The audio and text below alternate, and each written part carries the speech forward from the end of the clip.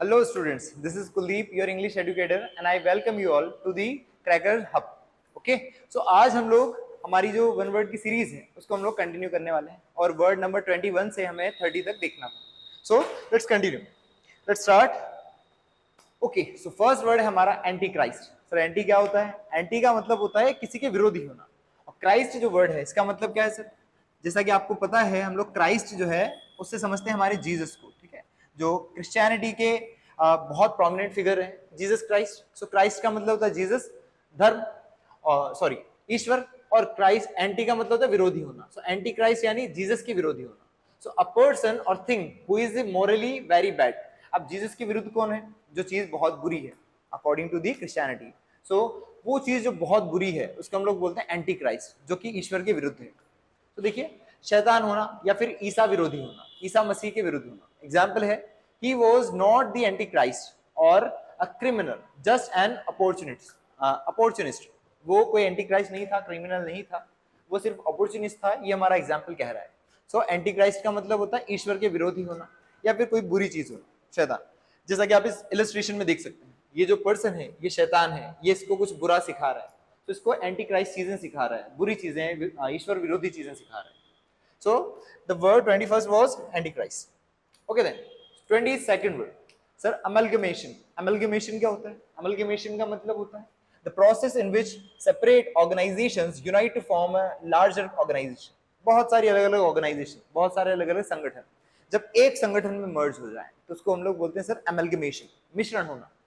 और ग्रुप और N organisation और group formed in this way. ठीक है, या फिर किसी ग्रुप में मर्ज होना, बहुत सारी चीजें, बहुत सारी संस्थाएं एक संस्था में मर्ज हो जाए, उसको हम लोग बोलते हैं एमलगेमेशन करना. सो हिंदी मीनिंग देख सकते हैं इसका, समामिलन. ठीक है, मिलन होना बहुत सारी चीजों का, मिश्रण होना और संयोजन होना, साथ में बहुत सारी चीजें आना, that is called amalgamation. Okay, so example देखिए, the association was formed by the amalgamation of several regional environmental organisations. ये वो जो एसोसिएशन थी, वो जो संघ था, बहुत सारे एनवायरमेंटल ऑर्गेनाइजेशन से मिलकर बना था. तो बहुत सारे एनवायरमेंटल ऑर्गेनाइजेशन जो थे उन्होंने क्या किया, एक ग्रुप बनाया, एक मिश्रण बनाया, एक संयोजन बनाया. तो उसको बोलेंगे हम लोग amalgamation. Okay then, so word 23rd देखते हैं. After that very interesting word, caravan. Caravan क्या होता है सर? देखिए, कैरावैन के दो सेंस होते हैं सर, एक तो इस सेंस में और एक और सेंस होता है. सो फर्स्ट सेंस तो क्या है sir? A group of people with vehicles और एनिमल्स. एक बहुत बड़ा ग्रुप ऑफ पीपल, लोगों का ग्रुप जो कि एनिमल्स को लेकर चलता है, साथ ही में वैन्स को लेकर, गाड़ियों को लेकर चलता है. क्यों चलता है सर ये? क्योंकि सर इन्हें अलग अलग रास्तों से जाना पड़ता है. कभी कभार रास्ते खतरनाक हो सकते हैं, फॉर एग्जाम्पल रेगिस्तान. ठीक है, रेगिस्तान में कोई अकेला पर्सन अगर जाए तो फंस सकता है, किसी जंगल में जहां पर खूंखार जानवर रहते हैं. तो अगर बहुत सारे लोग जा रहे हैं तो एक दूसरे को सपोर्ट कर पाते हैं. तो जब भी ट्रैवल करते हैं लोग, वो एक साथ बहुत सारे ग्रुप में करते हैं, है ना, एक बड़ा सा ग्रुप होता है इनका. तो उस ग्रुप को हम लोग बोलते हैं काफिला, और इंग्लिश में बोलते हैं इसको कैरावैन. तो देखिए, a group of people with vehicles or animals who travel together for safety reasons की वजह से साथ में चलते हैं sir, through a dangerous area, किसी खतरनाक एरिया से, especially across a desert on camels. खास तौर पर ये कैमल्स पर जाते हैं सर, डेजर्ट को पार करने के लिए. सो इस तरीके से जो ग्रुप है इसको बोलेंगे कैरावैन या फिर काफिला. सो हिंदी मीनिंग है इसका काफिला. She frequently stayed overnight with them. वो उनके साथ रही. And each summer that took her on a caravan holiday. और वो उसे कैरावैन हॉलिडे पर ले जाते हैं, मतलब काफिले के साथ वो छुट्टियां बिताने जाती है. ओके, और सर एक और वर्ड होता है कैरावैन का, जिसमें वैन का सेंस होता है. तो कोई ऐसी वैन होती है सर जिसे हम लोग किसी गाड़ी से खींच पाए. ये सर वैन है ना. चित्रकारी की तारीफ कर दीजिएगा कमेंट. ओके देन, और इसे किसी गाड़ी से खींचा जाता है सर. ये हमारी कोई गाड़ी होगी, ये कोई व्हीकल हो गया, तो इससे हम लोग इसको खींचेंगे. अब ये जो वैन है सर, ये वैन क्या होती है? इस वैन में अंदर, इसके अंदर किचन भी होता है सर, वॉशरूम भी होता है, और सारी वो चीजें जो किसी पर्सन को किसी मकान में चाहिए होती है. सो यहाँ पर ये रह सकता है. तो ये कब यूज आती है सर? जब हम लोग हॉलीडेज पर जाते हैं, किसी लंबी ट्रिप पर, लंबी टूर पर जाते हैं, तो हमें चाहिए होता है. तो इसको भी हम लोग कैरावैन बोलते हैं. ओके, सो कैरावैन के दो सेंस हैं जो आपको पता लग चुके हैं. Okay, congratulations. नेक्स्ट वर्ड है सर हमारा word number 24th. Word number 24th, इसको प्रोनाउंस करें सर कृषे. कृषे क्या होता है सर? देखिए, a place where small children are looked after. एक ऐसा प्लेस जहां पर छोटे बच्चों को लुक आफ्टर किया जाता है. सर लुक्ड आफ्टर का मतलब होता है टेक केयर करना, देखभाल करना. तो जहां पर छोटे बच्चों की देखभाल की जाती है, कब की जाती है sir? While their parents are working, जब उनके पेरेंट्स काम कर रहे हो या फिर शॉपिंग करने गए हो या फिर कहीं पर गए हो। तो क्या होता है सर, आजकल सिटीज में कॉन्सेप्ट है कि जब पेरेंट्स वर्किंग होते हैं, दोनों हस्बैंड वाइफ जब वर्किंग होते हैं, तो वो बच्चों को किसी कृषि में छोड़ के जाते हैं, किसी नर्सिंग होम में छोड़ के जाते हैं, ताकि वो दिन भर अपने जॉब पर रह सकें और बच्चे जो है उनकी देखभाल हो सके। ओके, सो सिंगल फैमिलीज में ऐसा हो रहा है आजकल। सो उस घर को नर्सिंग होम या फिर कृषि बोलते हैं। हिंदी मीनिंग है इसका, माता पिता की अनुपस्थिति में शिशुओं की देखभाल का स्थान या फिर शिशु गृह जिसे बोलते हैं।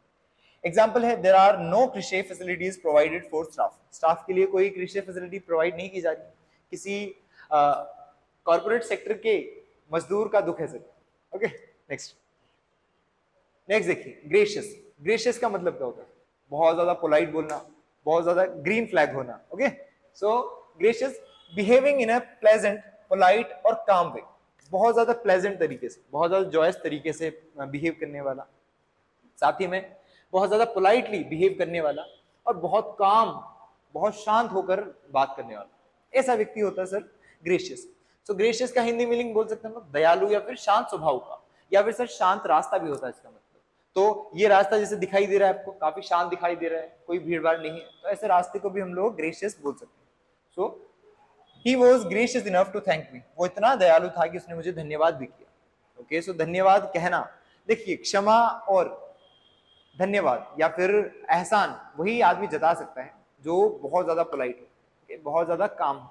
सो हर किसी के बस की बात नहीं है सर क्षमा करना और किसी का एहसान मानना। नेक्स्ट, एक वर्ड होता है सर फ्लायर। सर फ्लाई का मतलब क्या होता है? आप कहेंगे सर फ्लाई का मतलब उड़ना होता है, और किसी भी वर्ड के पीछे अगर हम लोग ER सफिक्स लगाते हैं, इसका मतलब क्या हो गया? उस काम को करने वाला। सो फ्लाई उड़ना और ER यानी करने वाला, यानी उड़ने वाला या उड़ाने वाला। अब क्या उड़ाता है सर ये? A person who travels in a plane, एक वो पर्सन जो कि प्लेन में ट्रेवल करता है एज अ पायलट। किसकी तरह सर? पायलट की तरह। इसका मतलब पायलट को हम लोग फ्लायर बोलते हैं। ओके, फ्लायर जो होता है सर न्यूज़पेपर में या फिर पेपर के सेगमेंट में भी होता है, कुछ अखबार का टुकड़ा या फिर कोई भी एक ऐसी चीज जो कि ग्रीटिंग कार्ड जैसा हो, उसको भी फ्लायर कहते हैं। बट अभी इस सेंस में इसका मतलब है कोई पर्सन जो कि पायलट हो। विमान चालक बोलते हैं हिंदी में, विमान उड़ाने वाला बोलते हैं। ठीक है, विमान उड़ाने वाला व्यक्ति। एग्जाम्पल देखिए सर इसका, once you open a frequent flyer account you will be assigned a frequent flyer number. जब आप एक फ्रीक्वेंट फ्लायर अकाउंट खोलते हैं, मतलब एक पायलट वाला अकाउंट खोलते हैं, तो आपको क्या होता है? You will be assigned a frequent flyer number. तो आपको एक फ्रीक्वेंट फ्लायर नंबर दिया जाता है, मतलब लाइसेंस बनाया जाता है in the sense. So flyer का मतलब होता है sir pilot. Okay, so move to the next word. Our next word is constellations. Constellation क्या होता है सर? देखिए, कॉन्स्टलेशन का मतलब होता है जो कि आपको दिखाई दे रहा है सर, बहुत सारे तारों का ग्रुप। ओके, जिनका कोई पर्टिकुलर शेप हो और पर्टिकुलर नाम भी हो, जैसे हम लोग बोलते हैं सप्तऋषि तारामंडल, तो वो तारामंडल को बोलते हैं सर कॉन्स्टलेशन। देखिए, a group of stars in the sky, आसमान में वो स्टार्स जिनका एक ग्रुप बना हुआ है, that appears to form a pattern, जो कोई पैटर्न बना रहे हो, कोई पैटर्न बना रहे हो, कोई आकृति बना रहे हो, and that have a name, और उनका कोई नाम भी हो। फॉर एग्जांपल सप्तऋषि तारामंडल है, उसका कोई नाम है। ओके, हिंदी मीनिंग होता है इसका तारामंडल या फिर नक्षत्र भी कहते हैं सर। सो इसे हम लोग नक्षत्र भी कहते हैं।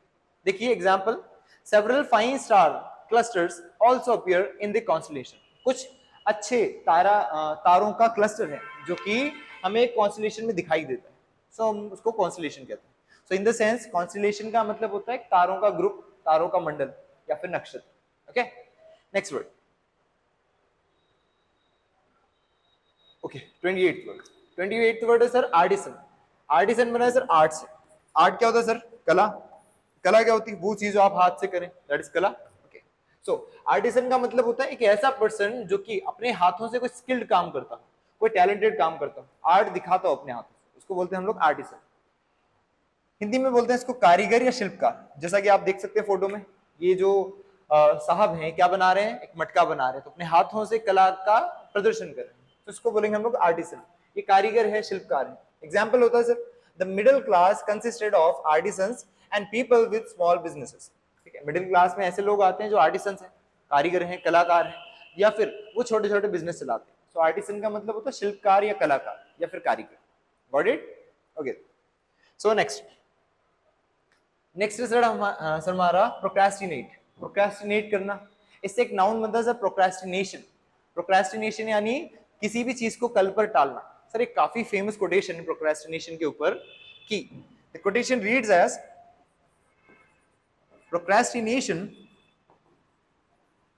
procrastination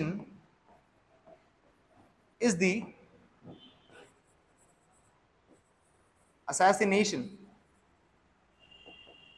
of your dreams.